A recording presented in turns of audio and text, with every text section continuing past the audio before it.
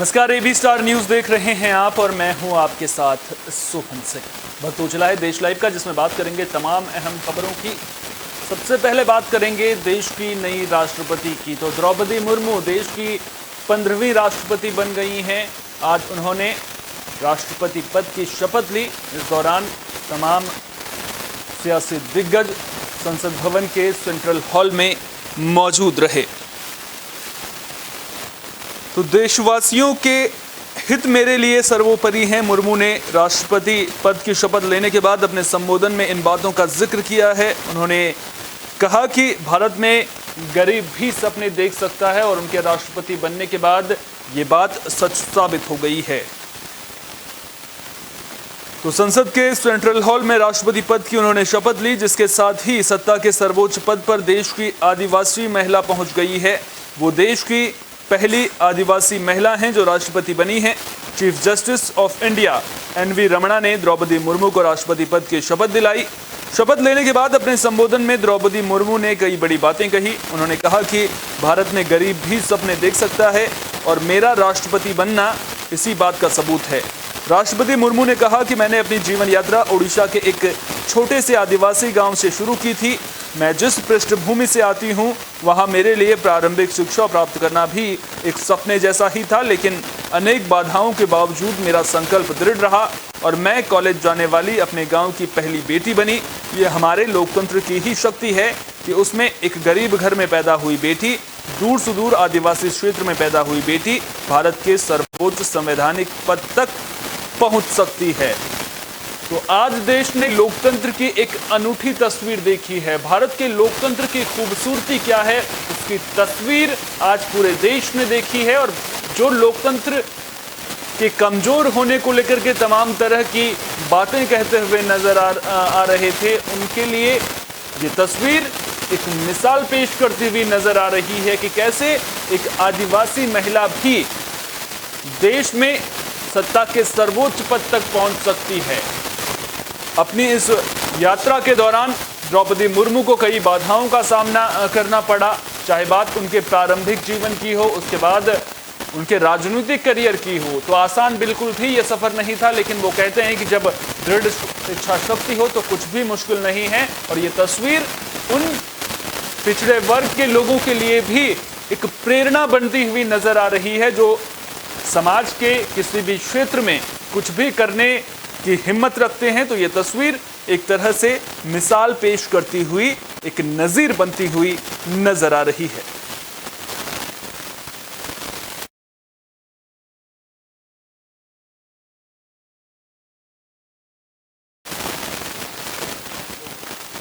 तो द्रौपदी मुर्मू देश की 15वीं राष्ट्रपति बन गई हैं। इससे पहले आपको बता दें कि रामनाथ कोविंद जो पूर्व राष्ट्रपति थे, उनका कल विदाई समारोह था। इस दौरान उनके विदाई समारोह का एक वीडियो सोशल मीडिया पर जमकर वायरल हो रहा है। और अब इस वीडियो के जरिए आपको बता दें कि विपक्ष ने झूठ फैलाने की भी जमकर कोशिश की थी। तो राष्ट्रपति रामनाथ कोविंद के विदाई समारोह का एक वीडियो क्लिप सोशल मीडिया पर जमकर वायरल हो रहा है। कई विपक्षी दलों के नेताओं ने इस वीडियो क्लिप को अपने आधिकारिक सोशल मीडिया अकाउंट से शेयर किया है और पीएम मोदी पर निशाना साधा है। उन्होंने कहा है कि पीएम मोदी का ध्यान राष्ट्रपति की ओर कम और कैमरे की ओर ज्यादा था।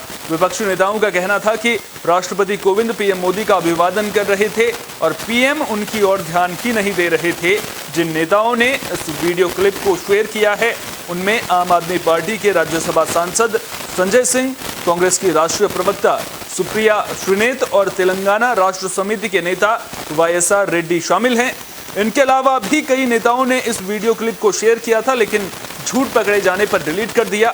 दरअसल राष्ट्रपति रामनाथ कोविंद के विदाई समारोह के दौरान ये वीडियो पीएम मोदी के खिलाफ प्रोपेगेंडा फैलाने की नीयत से जानबूझकर वायरल किया गया था। ट्विटर ने इस एडिटेड वीडियो क्लिप को आउट ऑफ कॉन्टेक्स्ट यानी कि संदर्भ से बाहर के रूप में टैग किया है। दरअसल संसद टीवी द्वारा प्रसारित पूरे वीडियो को अगर आप देखेंगे तो पाएंगे कि संसद के सेंट्रल हॉल के अंदर कैमरे का सामना करने से पहले पीएम मोदी ने हाथ जोड़कर राष्ट्रपति रामनाथ कोविंद का अभिवादन किया था। बता दें कि राष्ट्रपति रामनाथ कोविंद ने कार्यकाल के अंतिम दिन 24 जुलाई 2022 की शाम राष्ट्र को संबोधित किया। इस दौरान उन्होंने अपने कार्यकाल के दौरान समाज के सभी वर्गों से मिले पूर्ण सहयोग, समर्थन और आशीर्वाद के लिए हार्दिक आभार भी व्यक्त किया। तो विपक्ष जो झूठ फैलाने की साजिश रच रहा था वो झूठ बेनकाब हो गया है और ट्विटर ने भी आउट ऑफ कॉन्टेक्स्ट का टैग इस वीडियो पर लगा दिया है। ये बताने की कोशिश की गई थी कि प्रधानमंत्री का ध्यान रामनाथ कोविंद की ओर कम था और उनका ध्यान कैमरे की ओर ज्यादा था, लेकिन अब विपक्ष का झूठ बेनकाब हो गया है, जिसके बाद कई नेताओं ने इस ट्वीट को, इस वीडियो को डिलीट भी कर दिया है।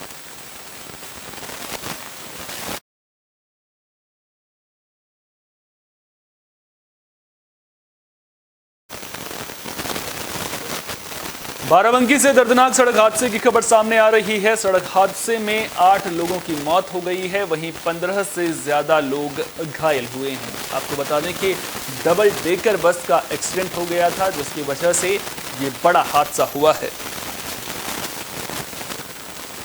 तो यूपी के बाराबंकी में एक डबल डेकर बस का एक्सीडेंट हो गया। हादसे में 8 लोगों की मौत हो गई। जानकारी के मुताबिक जिस बस का एक्सीडेंट हुआ वो डबल डेकर बस थी। घटना में 15 से ज्यादा यात्री घायल बताए जा रहे हैं। जानकारी के मुताबिक यह हादसा पूर्वांचल एक्सप्रेसवे पर थाना लोनी कटरा के त्रिवेदीगंज इलाके में हुआ। मृतकों में एक महिला, एक 14 साल का बच्चा और 6 पुरुष शामिल हैं।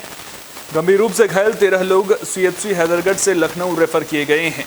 हादसे पर मुख्यमंत्री योगी आदित्यनाथ ने भी दुख जताया है। सीएम योगी आदित्यनाथ ने ट्वीट किया, पूर्वांचल एक्सप्रेसवे पर सड़क दुर्घटना में हुई जनहानि अत्यंत दुखद है। संबंधित अधिकारियों को राहत और बचाव कार्य में तेजी से संचालित करने और घायलों के समुचित उपचार के लिए निर्देश दिए गए हैं। प्रभु श्री राम दिवंगत आत्माओं को शांति और घायलों को शीघ्र स्वास्थ्य लाभ प्रदान करें।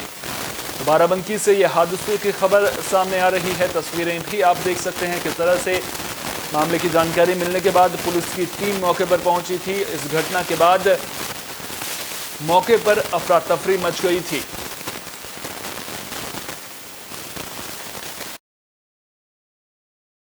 देखिए, जैसा आप जानते हैं कि आज बाराबंकी में पूर्वांचल एक्सप्रेसवे पे सुबह एक एक्सीडेंट हुआ, जिसमें कि एक बस दूसरे बस से टकराई और इसमें अभी तक की जानकारी के अनुसार 8 लोगों की मृत्यु हो गई है और 16 लोग करीब घायल हुए हैं, जिनमें लोगों को यहाँ ट्रॉमा लखनऊ के लिए रेफ़र किया गया है। यहाँ घायलों का इलाज समुचित प्रकार से कराया जा रहा है। ब्रिटेन का अगला प्रधानमंत्री कौन बनेगा, इसके लिए अभी थोड़ा इंतजार करना पड़ेगा, लेकिन अगर ऋषि सुनक ब्रिटेन के नए प्रधानमंत्री बने तो इससे चीन की टेंशन बढ़ने वाली है। दरअसल ऋषि सुनक ने चीन को दुनिया के लिए खतरा नंबर 1 बताया है, यानी कि साफ तौर पर जब वो अगर प्रधानमंत्री बनेंगे या फिर अगर वो प्रधानमंत्री बनते हैं तो फिर इससे चीन की दिक्कतें जरूर बढ़ेंगी। दरअसल ऋषि सुनक ने कहा कि अगर वो ब्रिटेन के प्रधानमंत्री बनते हैं तो चीन के खिलाफ सख्त नीति अपनाएंगे। उन्होंने चीन को ब्रिटेन ही नहीं बल्कि दुनिया के लिए नंबर 1 खतरा बताया है। बता दें कि ऋषि सुनक की प्रतिद्वंदी लिज ट्रस ने भारतीय मूल के ऋषि सुनक पर चीन और रूस को लेकर नरम रवैया अपनाने का आरोप लगाया था, जिसके बाद सुनक का ये जवाब सामने आया है। जानकारी के मुताबिक दरअसल चीन के सरकारी ग्लोबल टाइम्स ने पहले कहा था कि सुनक इकलौते उम्मीदवार हैं जो ब्रिटेन और चीन के संबंधों को विकसित करने पर स्पष्ट और व्यावहारिक दृष्टिकोण अपनाते हैं। ट्रस का समर्थन कर रहे ब्रिटिश अखबार डेली मेल ने इसे लेकर सुनक की आलोचना की थी। सुनक ने हालांकि अपने प्रस्ताव में कहा है कि वे पीएम बनने पर ब्रिटेन के सभी 30 कन्फ्यूशियस संस्थानों को बंद कर देंगे, संस्कृति और भाषा के जरिए चीन को ब्रिटेन में प्रभाव नहीं जमाने देंगे। उन्होंने ब्रिटिश उच्च शिक्षा प्रतिष्ठानों पर चीन की कम्युनिस्ट पार्टी का असर खत्म करने के लिए उन्हें $60,000 से ज्यादा की विदेशी फंडिंग की जानकारी देने वाला नियम बनाने की भी बात कही है। ऋषि सुनक ने कहा, बस बहुत हो गया। लंबे वक्त से ब्रिटेन और पश्चिमी देश चीन की नापाक गतिविधियों पर आंखें मूंद कर उनके लिए रेड कारपेट बिछाते आए हैं। मैं पीएम बनते ही पहले दिन से ही इसे बदल दूंगा। सुनक ने चीन की जासूसी हरकतों से निपटने के लिए ब्रिटिश खुफिया एजेंसी MI5 का इस्तेमाल और साइबर स्पेस में चीनी खतरों के मुकाबले के लिए नाटो स्टाइल में अंतर्राष्ट्रीय सहयोग का नेटवर्क तैयार करने का भी वादा किया है। उन्होंने टेक्नोलॉजी कंपनियों और रणनीतिक रूप से संवेदनशील संपत्तियों के चीनी अधिग्रहण पर रोक लगाने पर भी विचार की बात कही। सुनक ने आरोप लगाया कि चीन ब्रिटिश तकनीक चुरा रहा है, हमारे विश्वविद्यालयों में घुसपैठ कर रहा है, रूसी तेल खरीदकर विदेश में व्लादिमीर पुतिन को मजबूत कर रहा है। साथ ही ताइवान समेत पड़ोसियों को धमकाने की भी कोशिश कर रहा है। उन्होंने चीन की वैश्विक बेल्ट एंड रोड को ऐसी योजना करार दिया जो देशों को कर्ज के जाल में फंसा देती है। उन्होंने चीन पर सिंजियांग और हांगकांग में अपने ही लोगों के उत्पीड़न का भी आरोप लगाया है।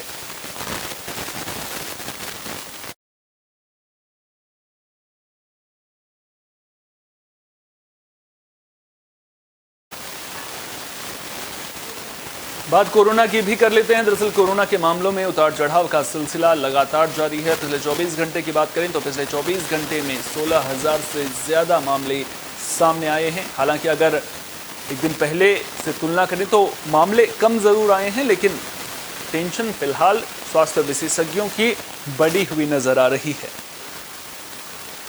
तो पिछले 24 घंटे में कोरोना के 16,866 नए मामले सामने आए हैं। भले ही ये आंकड़ा बीते दिन में सामने आए मामलों से कम हो, लेकिन कोरोना की रफ्तार अभी भी स्वास्थ्य विशेषज्ञों के लिए चिंता की बात बनी हुई है।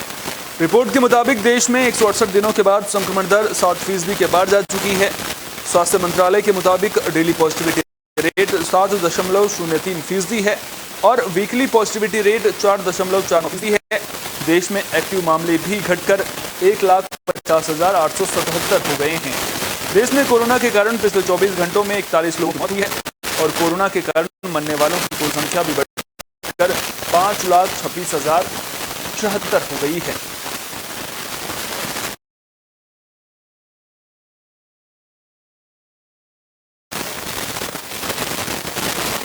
बुलेटिन के आखिर में बात भारत वेस्टइंडीज के बीच खेले गए वनडे मुकाबले की भी कर लेते हैं। दरअसल दूसरे वनडे मुकाबले में भारत ने वेस्टइंडीज को 2 विकेट से हरा दिया है। एक वक्त मैच रोमांचक दौर पर पहुंच गया था, लेकिन उसके बाद अक्षर पटेल की शानदार बल्लेबाजी के दम पर भारत ने इस मुकाबले को जीत लिया है। तो अक्षर पटेल के तूफानी अर्धशतक की बदौलत भारतीय टीम ने वेस्टइंडीज के खिलाफ दूसरे वनडे मुकाबले में 2 विकेट से जीत दर्ज कर ली है। वेस्टइंडीज ने पहले बल्लेबाजी करते हुए भारत के सामने जीत के लिए 312 रनों का लक्ष्य रखा था। टीम इंडिया ने श्रेयस अय्यर, संजू सैमसन के 50 के बाद अक्षर की नाबाद 64 रनों की मदद से 49.4 ओवर में लक्ष्य हासिल कर लिया। इसके साथ ही भारतीय टीम ने वेस्टइंडीज के खिलाफ 3 वनडे मैचों की सीरीज में 2-0 से अजय बढ़त बना ली है। भारतीय टीम ने कैरेबियन टीम को लगातार 12वीं सीरीज में मात दी है। 35 गेंदों में नाबाद 64 रनों की पारी खेलने वाले अक्षर पटेल को मैन ऑफ द मैच चुना गया। अक्षर के अलावा श्रेयस अय्यर ने 63 और संजू सैमसन ने 54 रन बनाए। इससे पहले ओडीआई में सस्ते में आउट होने वाले शाई होप ने सलामी बल्लेबाज की भूमिका को बेहतरीन ढंग से निभाया। टॉस जीतकर बल्लेबाजी करने उतरी वेस्टइंडीज को होप और काइल मायर्स ने अच्छी शुरुआत दिलाई। मायर्स ने आक्रामक बल्लेबाजी की। उन्होंने डेब्यू कर रहे आवेश पर चौथे और छठे ओवर में बाउंड्री लगाई, जिससे भारतीय गेंदबाज ने अपने पहले 3 ओवर में 36 रन लुटा दिए थे। मायर्स ने ठाकुर पर पहली 2 गेंदों में 1 चौका और 1 छक्का जड़ा। सिराज ने हालांकि शुरुआती स्पेल में कसी गेंदबाजी की। दीपक हुड्डा ने टीम को पहली सफलता मायर्स को आउट कर दिलाई। काइल मायर्स 49 रन बनाकर पहले विकेट के रूप में आउट हुए। उन्होंने होप के साथ 65 रनों की साझेदारी निभाई। फिर होप और तीसरे नंबर पर उतरे शामराह ब्रूक्स ने साझेदारी बनानी शुरू की। हुड्डा और पटेल ने फिर कसी गेंदबाजी की, जिससे वेस्टइंडीज की टीम 10वें से 20वें ओवर तक केवल 42 रन ही जोड़ सकी। चहल पर 21वें ओवर में होप और ब्रूक्स ने 1 छक्का और 1 चौका जड़ दिया। भारतीय कप्तान शिखर ने फिर पटेल को गेंदबाजी पर लगाया, जिन्होंने ब्रूक्स का विकेट झटका। शामराह ब्रूक्स ने 35 रनों की पारी खेली। वहीं ब्रेंडन किंग अपना खाता भी नहीं खोल पाए। बल्लेबाजी के लिए उतरे कप्तान निकोलस पूरन ने अच्छी बल्लेबाजी की। उन्होंने होप और के साथ मिलकर 28वें ओवर तक टीम का स्कोर 150 रनों तक पहुंचा दिया था। पूरन ने 39वें ओवर में चहल पर 2 गगनचुंबी छक्के जड़े थे, जिसके साथ ही उन्होंने अपना अर्धशतक पूरा किया था। पूरन ने पटेल पर भी एक और छक्का जड़कर 42वें ओवर तक होप के साथ 100 रन की साझेदारी पूरी कर ली थी, जिसके बाद वेस्टइंडीज की टीम ने 312 रनों का लक्ष्य भारतीय टीम को दिया था, जिसके जवाब में अक्षर पटेल ने शानदार बल्लेबाजी करते हुए भारतीय टीम को जीत दिलाई।